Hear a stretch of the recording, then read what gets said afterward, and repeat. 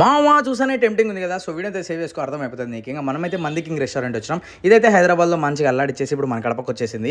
ఇక్కడ అంబియన్స్ గురించి అయితే మాట్లాడుకోవాలమో చాలా క్లాసిక్గా మంచిగా అనిపించింది నాకైతే. ఐస్ని అయితే అట్రాక్ట్ చేస్తే ఇంకా మనం మండి కోసం వచ్చినాం కాబట్టి సపరేట్ మండి క్యాబిన్లు కూడా చాలా ఉన్నాయి. ఇంకా వచ్చినామో లేదో మనకైతే కాంప్లిమెంటరీ మటన్ చూపించినారు. కాంప్లిమెంటరీ ఏదో టేస్ట్ ఎట్టుంటుందో అనుకున్నా, ఇచ్చి పడేసాను మామ. అల్లరుంది టేస్ట్ మాత్రము.